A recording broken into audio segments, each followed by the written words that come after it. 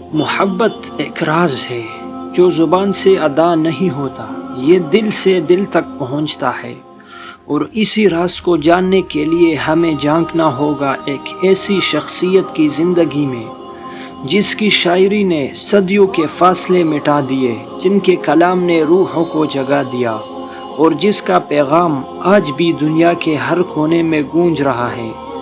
جی ہاں، ہم بات کر رہے ہیں مولانا جلال الدین رومی رحمۃ اللہ علیہ کی۔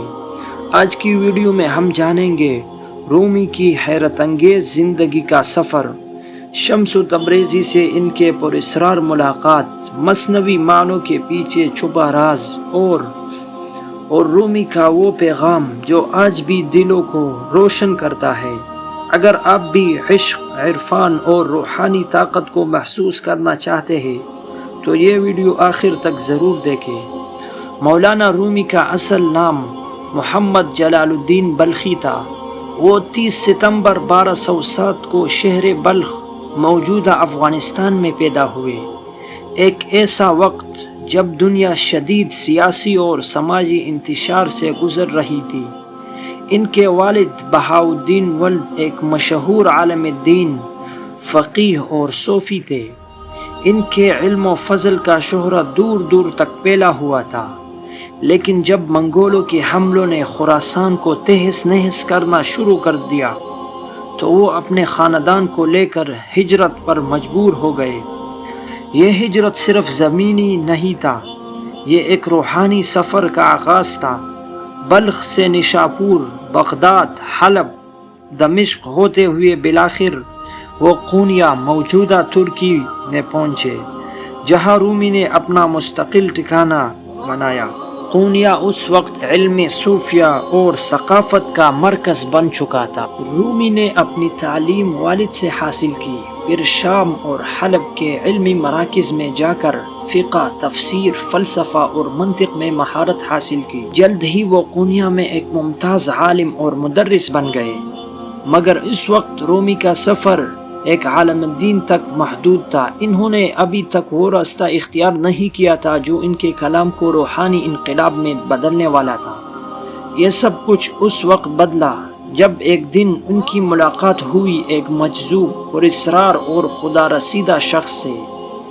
یہ 1244 کا سال تھا، رومی 40 سال کے تھے کہ اچانک ان کی زندگی میں نمودار ہوتے ہیں شمس و تبریز۔ شمس ایک درویش، صاحب حال اور روحانی مسافر تھے۔ انہوں نے دنیا کو چھوڑ کر صرف حق کی تلاش کی تھی، اور وہ جانتے تھے کہ قونیہ میں ایک شخص ہے جو ظاہری علم رکھتا ہے مگر باطنی حقیقت کا پیاسا ہے۔ شمس و تبریز اور رومی کی ملاقات نے صرف رومی کی زندگی نہیں بدلی بلکہ دنیا کی روحانی تاریخ کا دائرہ بدل دیا۔ رومی جو کل تک درس دیتے تھے اب خود ایک شاگرد بن گئے۔ محبت، ذکر، فکر، وجد اور خاموشی ان کا نیا درس بن گئے۔ انہوں نے کہا، جب شمس میرے پاس آیا میں جل گیا، اور جب وہ چلا گیا میں پگھل گیا۔ یہ محبت صرف ایک انسان کی نہیں، یہ عشق الہی کی تجلی تھی۔ شمس کے اچانک غائب ہو جانے نے رومی کے دل کو زخمی کر دیا۔ یہ جدائی ایک ایسا زخم تھی جس نے رومی کے دل سے اشعار کا چشمہ پاڑ دیا۔ اسی دکھ، محبت اور سلوک کے ملاپ سے جنم لیا دیوان شمس تبریزی نے، جو دراصل رومی کی طرف سے شمس کے عشق میں لکھی گئی غزلوں کا مجموعہ ہے۔ اور پھر آیا وہ شاہکار جسے دنیا قرآن فارسی کہتے ہیں۔ مثنوی معنوں میں 6 جلدوں پر مشتمل یہ کتاب حکایات، قصص، صوفیانہ رموز، عشق الہی، نفسیاتی تجزیے اور معرفت سے بری ہوئی ہے۔ یہ کلام نہیں، روح کی پرواز ہے، یہ اشعار نہیں، دل کی زبان ہے۔ مثنوی نہ صرف ادبی عظمت کی مثال ہے بلکہ یہ ایک مکمل روحانی رہنمائی بھی ہے۔ مولانا رومی کا پیغام وقت، مذہب، قومیت، زبان سب سے ماورا ہے۔ وہ فرماتے ہیں، آؤ آؤ جو کوئی ہو آؤ، خواہ تم کافر ہو یا مجوسی، یہ درگاہ نا امیدی کی جگہ نہیں۔ یہی وجہ ہے کہ آج ان کے کلام کا ترجمہ دنیا کے 40 سے زائد زبانوں میں ہو چکا ہے۔ امریکہ اور یورپ میں رومی کو سب سے زیادہ پڑھے جانے والی شاعر کا درجہ ملا ہے۔ ان کی تعلیمات نے نہ صرف مشرق بلکہ مغرب کو بھی متاثر کیا۔ وہ کہتے ہیں عشق نہ پوچھتا ہے مذہب کیا ہے، وہ بس دل میں گر کرتا ہے۔ مولانا رومی کا وصال 17 دسمبر 1273 کو قونیہ میں ہوا۔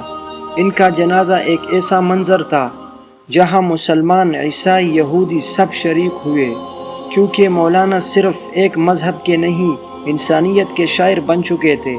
آج بھی ان کا مزار قونیہ میں زیارت گاہ ہے، جہاں ہر سال شب عرس کے موقع پر دنیا بھر سے لوگ ان کی یاد میں جمع ہوتے ہیں، محبت، رقص، ذکر اور اشکوں کے ساتھ۔ جو اپنے اندر کے عشق کو پہچان لے وہ خدا کے قریب ہو جاتا ہے۔ ان کی زندگی اس بات کی دلیل ہے کہ ظاہری علم انسان کو عزت دیتا ہے لیکن باطنی معرفت انسان کو نور بنا دیتی ہے۔ اگر آپ نے اس ویڈیو سے کچھ سیکھا ہو تو اسے ضرور دوستوں تک پہنچائے اور کمنٹ میں لکھے میں عشق کے سفر پر روانہ ہوں۔ اگر آپ مولانا رومی کی مزید اشعار، حکایات یا مثنوی کی تشریح چاہتے ہیں تو کمنٹ کریں۔ چینل کو سبسکرائب کرنا نہ بھولیں کیونکہ عشق کا یہ سفر ابھی باقی ہے۔ سبسکرائب